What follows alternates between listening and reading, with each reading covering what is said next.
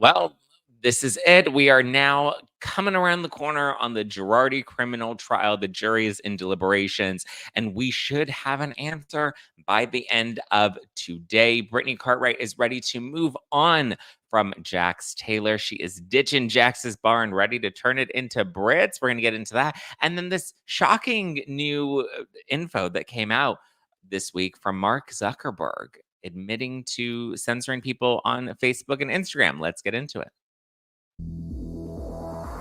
You're listening to No Filter with Zach Peter, your go-to source for all the latest pop culture and reality TV tea, served fresh all week long. Now, let's dive in.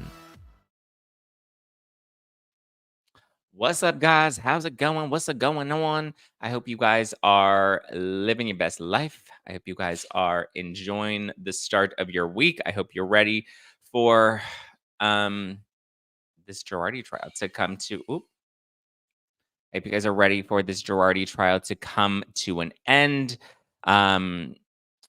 Closing arguments happened on Monday, and now the jury is in deliberations. They're expected to have a verdict by end of day today, end of day Tuesday. So even by the time you're listening to this, there may be an update. I may have to put out an emergency bonus episode where I cover all of this. But I had on Keith Davidson and Stuart Albertson of Aldav Law, which is Albertson and Davidson Law LLP.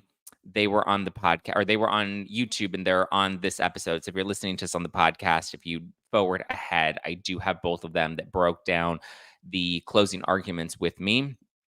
If you're on YouTube, it's a separate video that you can go and watch that has both Keith and Stuart and I discussing closing arguments, what we've seen throughout the trial so far, and what our predictions are, how much time we think Tom Girardi is going to be getting. So Keith and Stuart have their own YouTube channel. They've been giving daily updates from on what's going on, what's been going on in court. So you can check them out as well. But yeah, you can check that out. Or like I said, if you're listening to this on the podcast on Apple or Spotify, then you can just fast forward to the to our conversation. That said, so we are supposed to be getting an answer from the jury today. And again, like I said, depending on when you're listening to this, there may already be a verdict in. They are in deliberations. Court begins, I believe, about 9 a.m. Pacific. So it's here in downtown Los Angeles. I will not be in court today. I have to, not only am I taping No Filter, but I have to go to Hollywood to tape the Pop Report at 10. So I will not be in court. It's unlikely that they're going to come right in and have a verdict anyway. So I would anticipate by probably this afternoon, they have an update.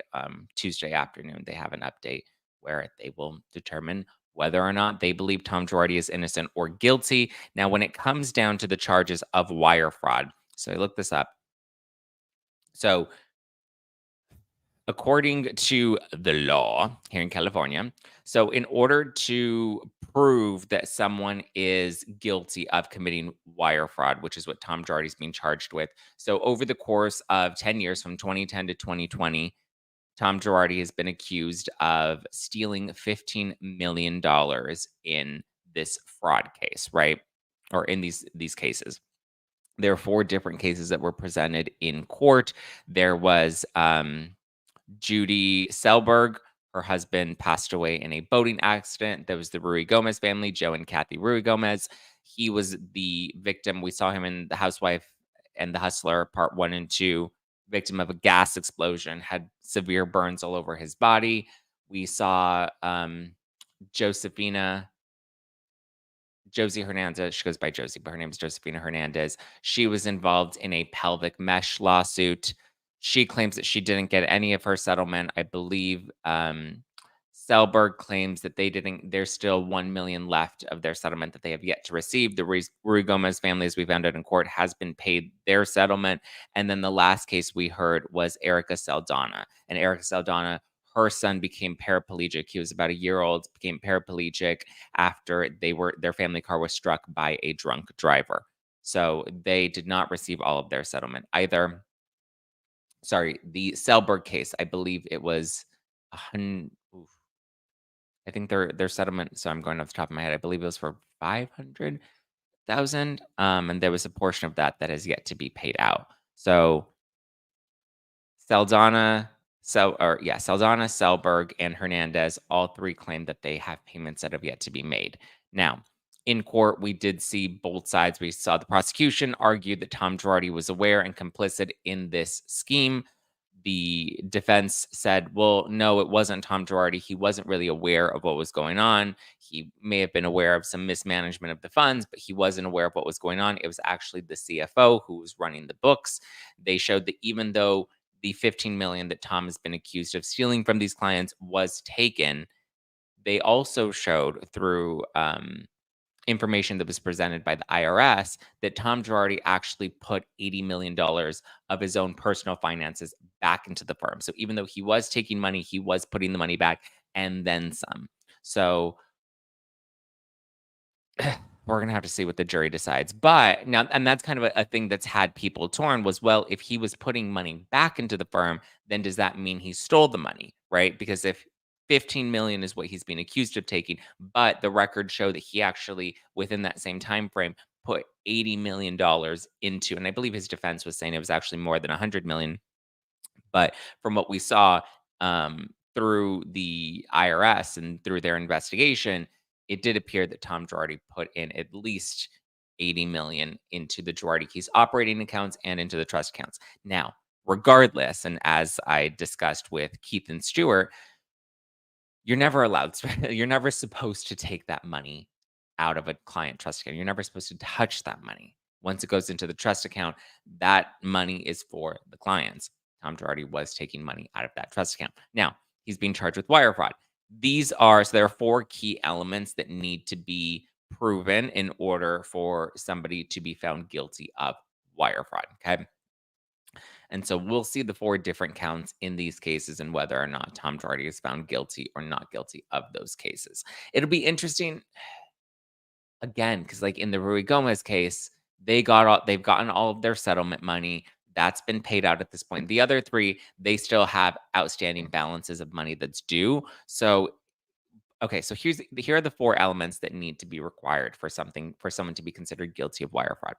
First one is the defendant voluntarily and intentionally participated in a scheme to defraud someone out of money or property. So this speaks to intent, right? They did it voluntarily and intentionally. They tried to defraud somebody, right? They tried to take their money or take their property intentionally.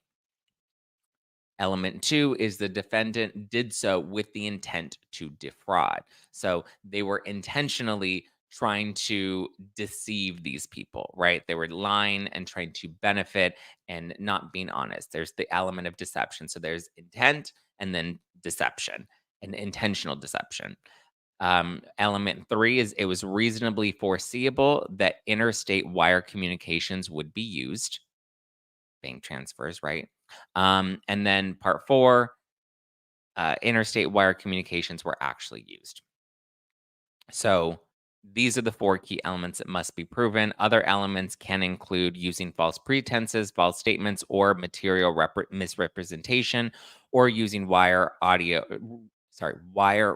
television, email, or internet communications to further the scheme. So, wire communication. So, in the emails that Tom Girardi is sending to clients, giving them excuses as to why the money hasn't been given to them yet, or the phone records and the voicemails that were left, those show the wire communications, showing that he was giving them this information and deceiving them. I mean, there was like the woman's tax, where there was a special tax that he claims, which I discussed further with Stuart and Keith. There was like a special tax that he was claiming was specific to women, and he wanted to make sure he can get some loopholes out of the way. That way, Judy Selberg can get her settlement without this special tax. So I don't know. The Golden Girl says he put money back in, but did not pay the client. So that's the interesting piece, right? So he did his defense team is claiming he put the money back in, and we do see proof of that. That's where people are like, well, he says he did that, but no, there was proof that was presented that the money from his personal finances went into the firm, right? They showed at least 80 million. His legal team is claiming it was more than that. And the interesting point is his legal team said that Tom Girardi is the one that lost the most amount of money in all the scheme. But the defense is saying that it was the CFO that was running the scheme, not Tom Girardi. They're claiming it was all the CFO. The CFO was cooking up this entire scheme. He was the one that was doing this voluntarily and intentionally and defrauding people, including Tom Girardi. They're claiming, and I believe the they claim that the CFO stole Christopher Camone. He stole, I believe it was $53 million over the course of that time as well. So 53 million is what Christopher Camone is being accused of stealing. Now, there's a separate trial for the orphans and widows case that is happening in Illinois. That is its own criminal trial that'll be coming up, I believe, in March of next year. What's the verdict? It's like pulling teeth. That's what the jury's trying to determine right now. What is the verdict? So we'll have to wait and see. Like I said, we dive deeper into closing arguments and jury deliberations in my conversation with Keith and Stuart, which we'll get to in a bit. What else? What else? What else? The Valley. So if you've been keeping up with Bravo, The Valley, the cast members, we've been following Jax Taylor. He's been in a mental health facility. I believe he's out now. I think last Thursday is when he got out. So he should be back into filming season 2 of The Valley with Britney Cartwright, his estranged wife. I guess that's also an estranged marriage because they're technically still married, but there's no divorce, but they're separated. Season 2 is currently filming, and it looks like Brittany, um, they hosted some sort of event or party for Brittany at Jax's bar in Studio City, and the cast went, and Zach with the hair, he's the one that's claiming to have, I guess, spearheaded this. They took Jax's logo and replaced it and changed the marquee and the signage to be Brit's bar versus Jax's bar. Because obviously they're claiming that Brittany, is the one that's kind of holding on the fort with the bar and keeping the business alive, especially since Jax has been in treatment, mental health facility. But Jax, from my understanding, is supposed to be out of the facility by now and supposed to be back into filming. But so they did post photos. They're all wearing the Jax's shirts, but instead of it saying Jax's, it says Brit's. So it's Brit's bar, not Jax's bar.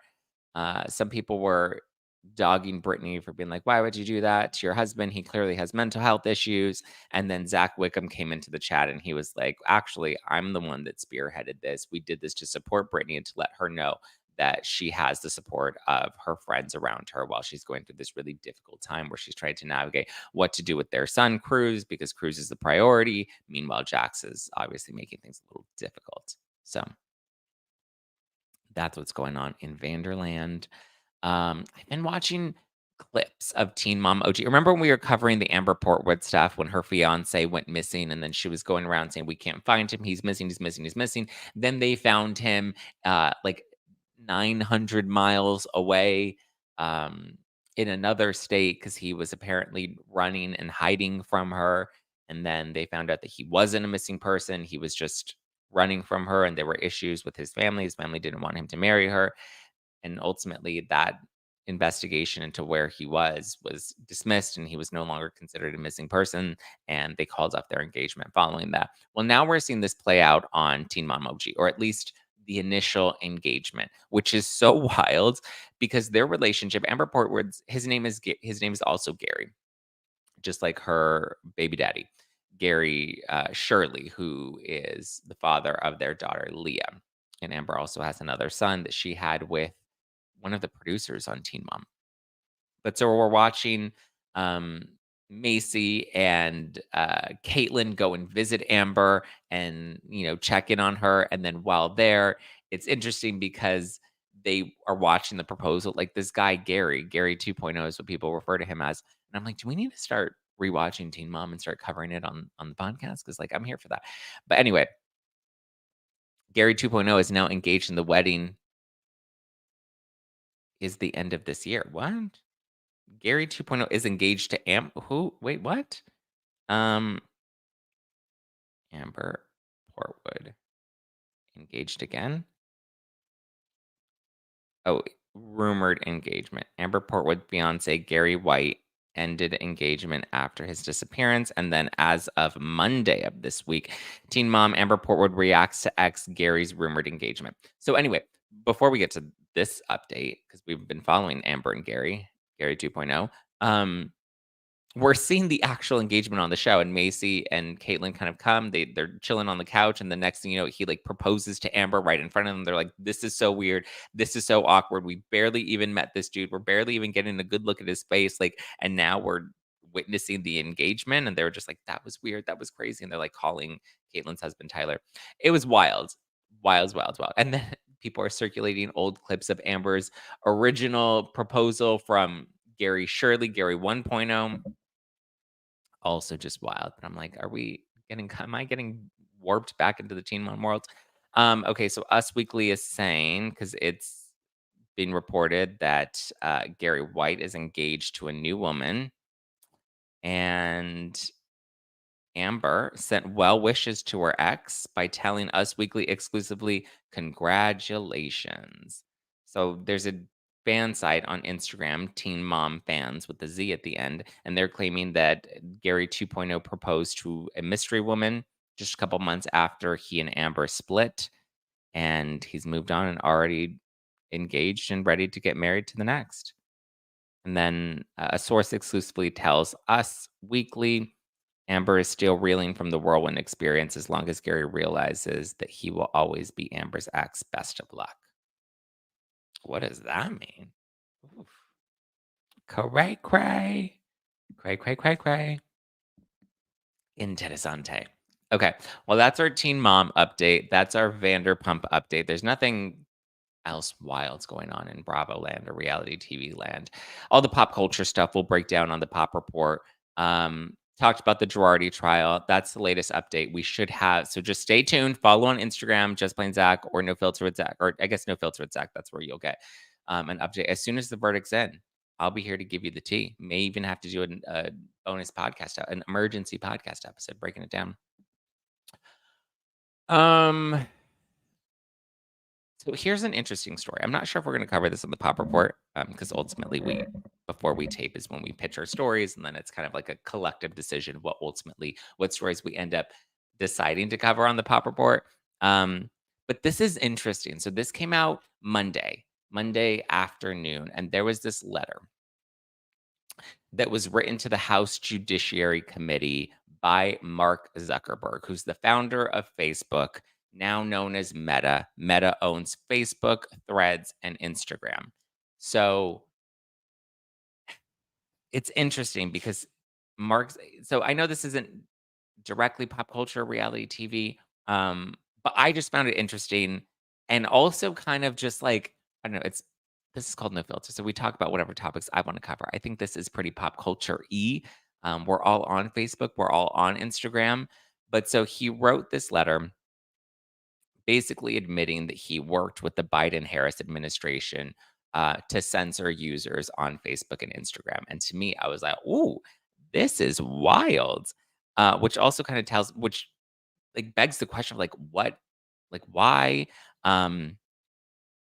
So he wrote this letter to the House Judiciary Chairman Jim Jordan's, basically saying that he and Meta regret working with the Biden administration, and they took actions that they now regret taking because they feel that it was, obviously in violation of people's rights by censoring them on these platforms. Um, so here I'll read you some bits and some snippets. And again, this isn't to be political. I've always tell you guys, don't take political advice from me. I just think it's interesting, and I found it kind of like just juicy and compelling. But by no means am I trying to make any political affiliations here. Nor should we. I mean, this is something that is affecting our current administration and our country, and I think we should just all be well informed. But so, anyway, Zuckerberg writes in 2021, senior officials from the Biden administration, including the White House, repeatedly pressured our teams for months to censor certain COVID-19 content, including humor and satire, and expressed a lot of frustration with our teams when we didn't agree.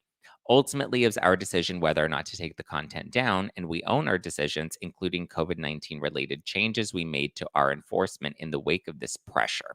I believe the government pressure was wrong, and I regret that we were not more outspoken about it. I also think we made some choices that, with the benefit of hindsight and new information, we wouldn't make today. Like I said, our teams at the time, I feel strongly that we should not compromise our content standards due to pressure from any administration in either decision, and we're ready to push back if something like this happens again. In a separate situation, the FBI warned us about a potential Russian disinformation operation about the Biden family and Burisma in the lead up to the 2020 election. That fall, we saw a New York Times story reporting on corruption allegations involving then Democratic presidential nominee Joe Biden's family. This is in relation to the Hunter Biden laptop theory that was going around.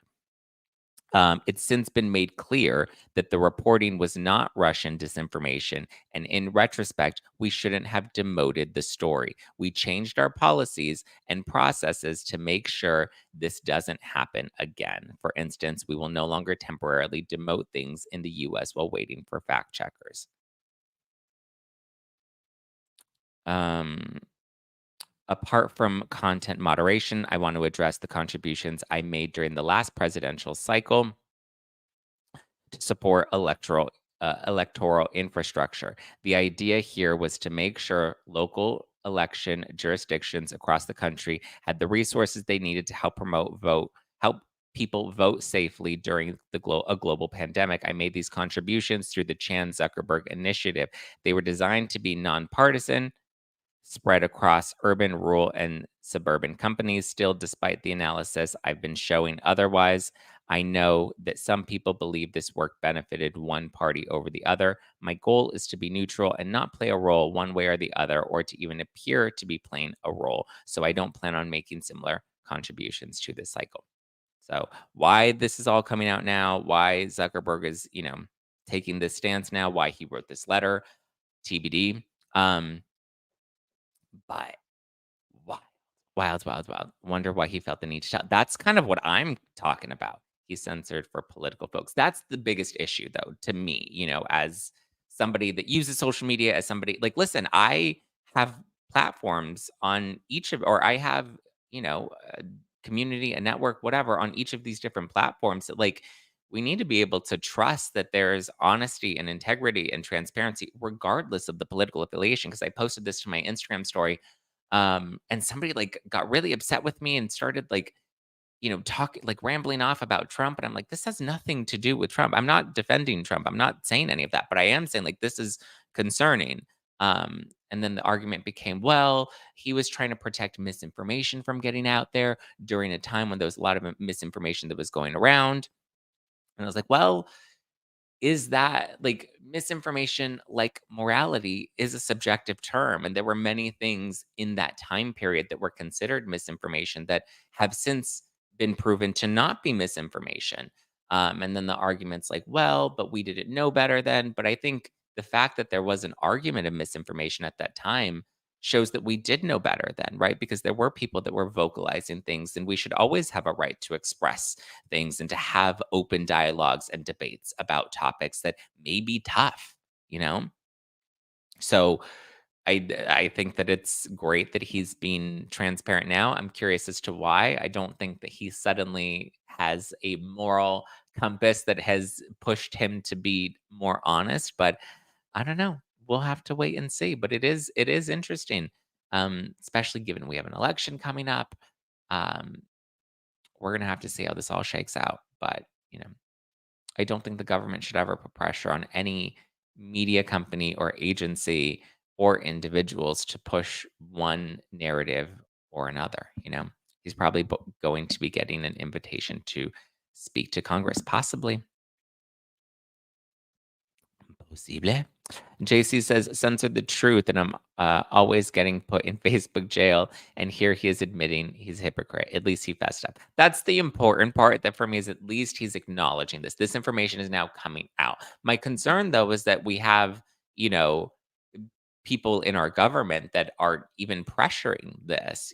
Like he said, there was constant pressure from the administration to, they have since spoken out and they claim that, they just wanted to hold companies like Meta accountable to be, honest and transparent. And they just wanted to, protect people. But don't know. I mean, that's where it comes down to an argument of like, well, what is considered censorship and how much is it protection and who decides what information we should be protected from? In my DMs yesterday, and this person was coming back and forth. I mean, I was like, well, that the argument can then technically be made if they can determine what information they want to label as misinformation. They can then determine which books they want to ban. Like it's a slippery slope. And if we head down in that direction, you know, it's again a slippery slope. So, um, JC's like, I commented on a friend's post and it wasn't even controversial in my opinion. Well, I don't know. I'm not an independent fact checker for Meta, so I can't determine those things. But I do think it is interesting, especially as it comes to, the whole Russian disinformation argument and how that ultimately didn't end up being true either. But there was pressure from the FBI to, you know, filter that story. Interesting times, but we will keep it fun. We will keep it cute with all the pop culture coverage. There's a new episode of the Pop Report that will be dropping on Wednesday and another episode on Friday. You can catch new episodes of No Filter every Monday, Tuesday, Wednesday, and Thursday. Bonus episodes stream live Thursday nights if you're a member of the Zack Pack on YouTube, or you get the bonus episode on Fridays if you're a member of No Filter Plus on Apple Podcasts. Mallory says, having awareness that social media can portray a different reality in all aspects, whether it's censorship or what someone posts, that could be misinformation. Having awareness that social media can portray a different reality in all aspects, whether it's censorship or what someone posts, that could be misinformation. Absolutely is key. I agree. Absolutely. Um, so I'm so happy you said Illinois correctly. I hate when people do not. Oh, how do people normally pronounce Illinois? Um, but no, I agree with you, Mallory. I think, people can, yeah, that's why it's important, to find your own empowerment and do your own research on things. That's why even when it comes to like the Girardi legal trial, like I want to really listen to what the defense has to say. And I think I'm one of the only people that's actually sharing those details. Most people are like Tom Girardi's guilty, Tom Girardi's guilty, Tom Girardi's guilty. But I'm like, but I want to hear what the defense has to say. Like I want to look at both sides. I want to look at the entire picture. And then from there, I will make a decision. And in sharing publicly what Tom Girardi's legal team is laying out in court and sharing that like on Instagram or on TikTok, some people are like, oh, well, now this does kind of change things. This does add a new layer that I didn't see before. If he put the money back, then is he actually guilty? And I'm like, well, I think people should have access to both sides of the information and then use their critical thinking skills to make a determination from there. That is what we are relying on the jury to do in Tom Girardi's trial, is to look at the defense and the prosecution, their rebuttals, their opening arguments, closing arguments, cross-examination of witnesses, all of that, so that the jury has access to all of the information that is available. And from there, they can make the best determination, right? I think it's the same thing when it comes to social media. You should have access to all of the information. Don't believe one or the other. Don't believe one side or the other side.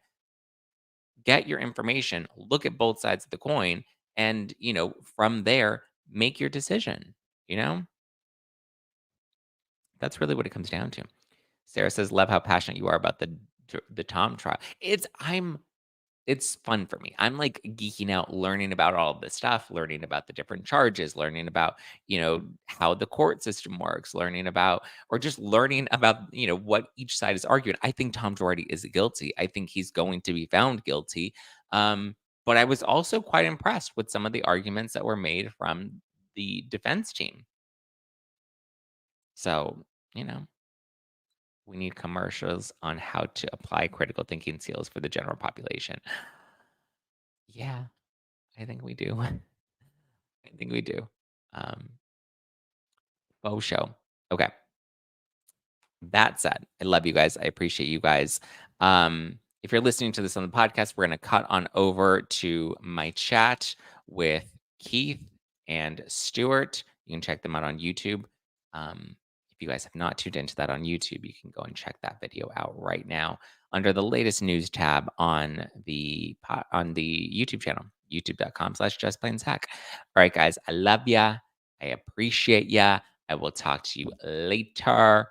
I'll talk to you well, I mean, maybe later today when we get the verdict in, if we get the verdict in soon enough, or Wednesday. We shall see. Bum, bum, bum.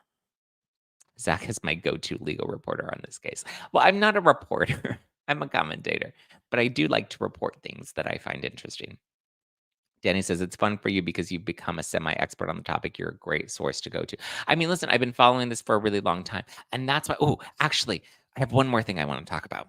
And I know we're already going over time, and I that wasn't my intention. But here's the crazy thing. So I saw Dana Wilkey, and you guys know I'm not a big fan of Dana Wilkey because I believe that she's very dishonest in a lot of her reporting, or she tends to lean more into um, sensationalizing things versus actually reporting things accurately, as I found with her um, in my own life when she put a report about me that was false, and I reached out to her and tried to give her, proof that the reporting that she was putting out there was false. And not only was she being dishonest in her reporting about me, but she was also dishonest in who her sources were that were giving her the information that she was putting out there, right? So that's my own issue with Dana. I've seen this happen with Dana Wilkey. She was the $25,000 sunglasses lady from Real Houses of Beverly Hills back in season 2. She now, I think, has a podcast. I don't know. She does something, but whatever. She was dishonest in her reporting to me. I tried to correct that record or get her to, retract what she had said and update it.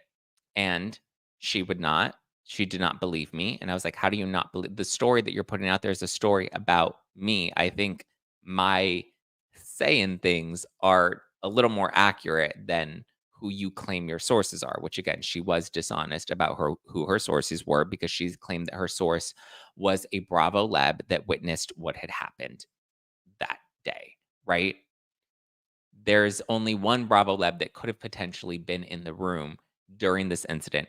I've spoken to said Bravo lab, and said Bravo lab says they didn't say anything. And I don't even believe they were in the room at the exact moment that Dana was referring to. So it doesn't appear that there was any Bravo lab that was physically present for what had happened that she reported on, right? So I kind of deduced and figured out who her source possibly was, or who it most likely was, which is not a Bravo lab. And again, dishonest, not truthful. My or not retaliation, but my reaction, my rebuttal to it was using the platform that I have to say, hey, this is false. This is what actually happened. I was there. This is a story about me. Here is the truth from the horse's mouth, right? Did Dana correct that? No. But so Dana put out um, this, and people were sending it to me, but Dana put out this video. And this video was originally shared by Kimberly Archie. And, because whatever. But the video was originally shared by Kimberly Archie, and it goes back to with her, her logo on the video. She posted it on TikTok, and the caption says July 16, 2023. Excuse me, Erica Jayne meets with Girardi Keith's victims and offers to help. Over a year later, they are still waiting for her to fulfill that response. If you watch the video, you can see Erica talking to 4 women at the table. The 4 women are Josie Hernandez, Kathy Rui Gomez, um, Kimberly Archie, and then Nancy Marsden. So those are the 4 women that Kimberly Archie says are the Girardi Keys victims that she's referring to. So let's break down who each of these women are. Well, actually, let's break down what is shown in this video first. So the video shows Erica speaking to these 4 women and saying, hey, listen, I do have a, a status where I can help you guys. If there's something that you need me to do to help you, I'm happy to use my platform to do that. One of them, Josie Hernandez, in this video asks her to help promote her realtor business. She's a realtor and she wants Erica to promote her real estate business. Following this meet, and that's what you see in the video, Josie Hernandez wants Erica to promote her real estate business. Furthermore, Kimberly Archie, because this meeting was taking place at an ice cream launch party. Kimberly Archie launched a new ice cream brand, invited Erica to attend. Erica even posed on the step and repeat, took photos. It was covered by Page Six. It was covered by the LA Times. It was shown in the Housewife and the Hustler Part 2. Okay. So they're saying that Erica has done nothing to help the victims. So now let's get into who each of these women are. Josie Hernandez, we saw her in court. She was the pelvic mesh case. She did not receive her settlement. She is still owed money by Girardi Keys. She's the one that's asking for promotions of her real estate company or her real estate business that she's just starting out with. We also have Kathy Rui Gomez. Kathy Rui Gomez is the mother of Joe Rui Gomez, who we saw in The Housewife and the Hustler. He's the one that was involved in the gas explosion accident that left him with severe burns all over his body. They have since received their settlement, which is what we found out in court during the Girardi trial. We have Nancy Marsden.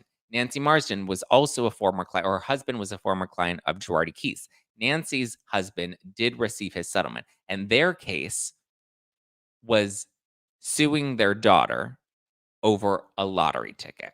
Daughter won the lottery, or I guess they were trying to determine who was entitled to the lottery winnings. The daughter cashed the ticket, but the dad claimed that it was his ticket. So then they sued her in court, broke up their family. Dad sues daughter. Dad ultimately gets half of what he was entitled to from that lottery earning, right? So the last person at this table, and Nancy has since written a book about it. And Nancy, wanted Erica to promote her book. And we know that because in Nancy's interview with Page Six from that day, you can look it up. Page Six interviewed Nancy that day. Not only did Nancy have nice things to say about Erica that day, but she also said that she was hoping Erica would promote her book. I know that because Nancy also said that to me that day as well. So, the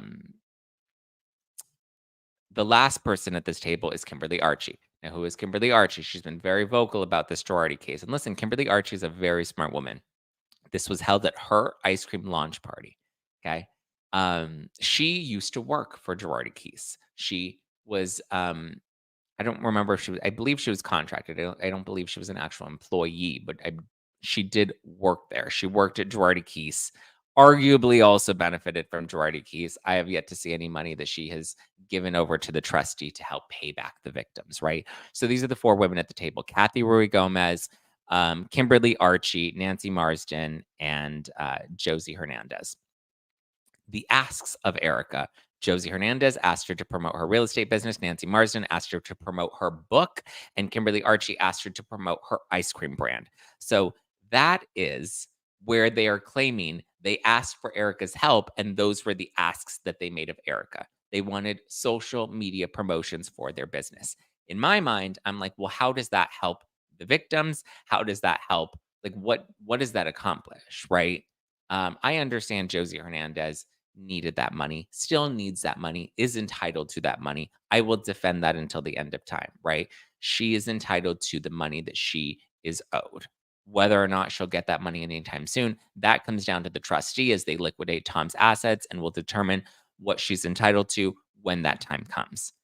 Kathy Rui Gomez and the Rui Gomez family, they've received their settlement. Nancy received her settlement, or her husband received the settlement after suing their daughter. Kimberly Archie's not entitled to any money. So the only person at this table that is owed money still is Josie Hernandez. And we saw her testify in court. And what was done to her was wrong. It was the pelvic mesh case. She was done wrong. She was, obviously injured and entitled to a settlement. Aoka says, why would Erica promote her book? Aoka also says, unless does she want Erica to take a photo of it in the trash can? Oh, like Garcelle's book. Listen, that's all I'm saying is Girardi Keys victims, Erica offers to help. 1 year later, they're still waiting for her to fulfill that promise. What would they like her to do? None of them have come out and said, these are the things we would like Erica to do. What would you like Erica to do? Where was the ask? Where was the failed delivery? Aside from asking for business promotions, which I don't feel benefit, the orphans and widows. They don't benefit, other victims of Girardi Keys. Listen, Kathy Rui Gomez is a perfect example of they were wronged by Tom Girardi. They followed the legal. There were a lot of legal hurdles, and the way that it took them a very long time to get their money, and that's unfortunate. However, they did pursue that. They did sue him. They did go after him, and ultimately they got their settlement. Josie Hernandez is now in the process of that. Nancy Marsden is not owed any money by Girardi Keys. She feels that they were unethical in how they went about her husband's case, which I understand. What was the verdict? We don't have a verdict yet, Joan. There's no verdict yet. Court hasn't even begun yet. It's 8:31 a.m. Pacific time. Court, I believe, begins about 9 a.m. Um, the jury will immediately go back into deliberations, and then hopefully by the end of today, they will have a verdict for us. The Golden Girl said, "Didn't Erica say she used the women to get info for her lawyer?" I don't remember Erica ever saying that. She used the women to get info for her lawyer. Um, Again, I don't ever remember hearing Erica say that. Erica spoke to Page Six that day, and Erica also spoke to me. Sorry, I interviewed Erica in what, end of October? It aired early November. And I asked her about that day. I was like, what did she's like, listen, I came with an open heart. I came to listen. I came to help any way that I can. So we'll have to wait and see. But again, I don't know what any of these women are expecting from Erica or how they expect her to help them.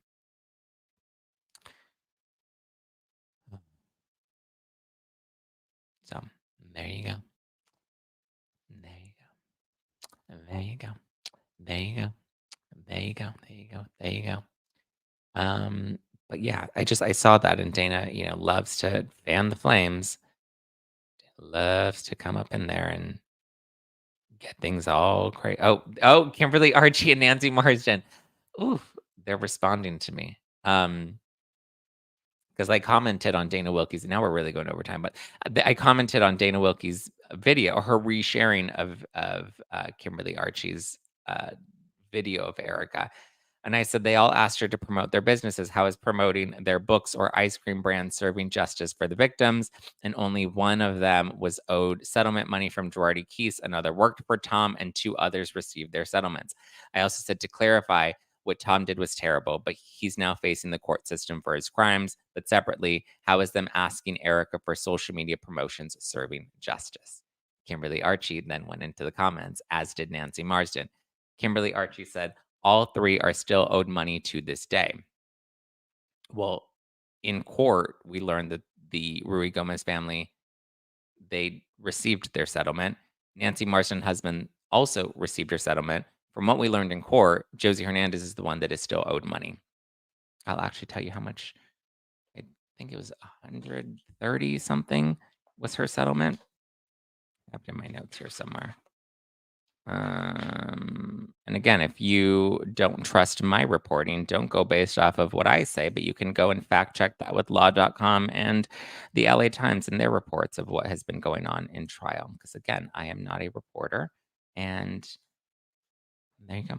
But again, what you were entitled to in court and what you now feel you are entitled to, two different things, right? Your settlement is for this amount of money, you minus attorney's fees, you minus costs, and then there's that money that you are due under, the law of what you're entitled to and what you signed in your contract. There's that portion of money that you're owed. Now, if you feel that you're owed more, then that's a separate issue, right? That's something you have to then battle out in court if you think there's more money that you feel you are entitled to. Kimberly Arch said all three are still owed money to this day. Don't defame victims. Say whatever about me. I'm a public figure. Are you though? You're a public figure. I mean, sure. Leave them alone. Go gossip about celebrities. They signed up for it. Josie, Nancy, and Kathy did not. Well, Josie, Nancy, and Kathy agreed to appear on The Housewife and the Hustler, part 1 and part 2. They also agreed to film this documentary for the LA Times, and they're very public on social media. Nancy herself not only published a book about her story, but she is also now on social media promoting her book. So, arguably, they've all become public figures at this point as well. You don't participate in a documentary on Hulu called The Housewife and the Hustler and associate yourself with the reality TV Bravo land. Again, I'm defending that Josie Hernandez is owed her money. I'm defending that Kathy Rui Gomez and Joe Rui Gomez were entitled to the money that they have received. Absolutely. Nancy's case, I have a little less empathy for because it's a lawsuit against your own daughter. And to me, that just doesn't sit well with me. But that said, um, interesting. Sorry if I tell me if I've fallen out of a coconut tree here. Have you watched Emily D. Baker cover the legal documents? I haven't seen any of Emily's recent coverage, but Emily and I have discussed this at length. And Emily's a great friend of mine. Okay, Nancy Marsden said, as usual, you have no idea what you are talking about. You've made up your own little stories about each person sitting at that table instead of making things better or helping the victims. Your bullying has made it worse. Just stop. It's beyond cruel. I don't think I'm bullying them. I think I'm adding context to the fact that there are here's the thing, Erica Saldana, I have the most empathy of all the people that went on trial that were, at the trial and gave testimony. Erica Saldana, whose son they were hit by a drunk driver, her son became paraplegic and has since passed away. That to me is the most gut-wrenching story out of all of the 4 that went on trial or went on, took the stand, okay? The Saldana case, heartbreaking. Didn't get her money, needed the money to provide for her son. I have more empathy for that than I do about Nancy feeling like she's entitled to more money after suing her own daughter. Big fucking difference. Facts are not bullying. I'm not bullying them. There's no bullying. There's no, with bullying, you have to be, I don't want to hurt any of these women, but I'm also saying just because you call yourself a victim doesn't make you a victim. Like I'm trying to understand how Nancy Marsden is a victim in all this. Speaking of Emily D. Baker, Emily should have a content creator trial. um, that would be funny. Absolutely. That's heartbreaking. She's owed her money. I want her to be at the front of the line. There's so many other people that I feel like are more deserving of Nancy thinking that she needs more or thinking that she deserves more money than what her husband received. So this isn't to defame them, but again, it's hard to defame somebody that is putting themselves on Hulu, talking to the press as they gave interviews to Page Six and writing books about their stories. That's a little different, you know? I'm sorry, call me heartless. That's a little different. Even Josie Hernandez, she is entitled to her money, and I will stand on that 10 toes down to the end. Rui Gomez family entitled to the money that they were owed.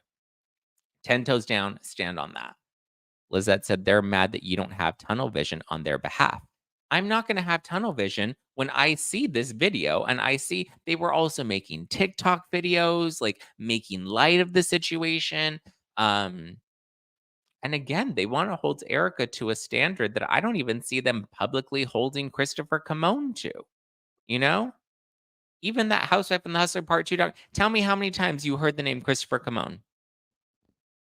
Tell me how many times you heard Erica Jane. Tell me how many times you heard the name David Lira or Keith Griffin or Bob Finnerty in those documentaries or in that coverage. Tell me how many times you heard Erica Jane's name. Tell me who is facing criminal charges. Tell me who is currently facing criminal trials. David Lira, Tom Girardi, Christopher Camone. So Chris ain't getting them fame. That's my point. I used to like Kimberly Archie. I considered her a friend. She was also somebody that made regular appearances on Heather McDonald's Juicy Scoop. Kimberly Archie also appeared on No Filter. Now, I will tell you, Kimberly Archie will not be making any appearances on Juicy Scoop or No Filter anytime soon. That door has been closed. Okay? That door has been closed. The invite was open. Um, and Kimberly knows why she will never be invited back onto either. Well, actually, I can't speak for Heather McDonald. I can't speak for Juicy Scoop, but you haven't seen her on there, have you? But you have seen Kimberly Archie trash Heather McDonald on social media several times. So there's a reason all of those bridges continue to burn. And listen, I have great empathy for Kathy. I think Kathy has gone through a lot, and it's unfortunate, as has her son Joe, as has Josie Hernandez. As has, Erica Saldana and Judy Selberg, who we heard in court.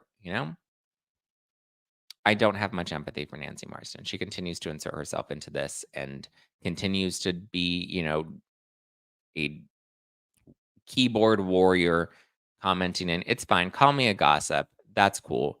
I'll be, a gossip if that's what you want to label me. Call me a bully if that's what you want to call me. At least I know I don't have the heart to sue my own daughter. for millions of dollars that I didn't even earn. It was a lottery ticket. And then the nerve to call yourself a victim. Sorry. Sorry that my empathy would rather go to the woman whose son passed away after becoming paraplegic when they were hit by a drunk driver that is entitled to money that she did not fully receive. Period. End of story. Sorry. Don't have empathy for you suing your daughter. And I don't feel bad saying that. And like I said, you're not going to hear these reports from anybody else. You're not hearing about any of this. Why do you think Nancy Marston was mostly cut out of Housewife of the Hustler Part 2?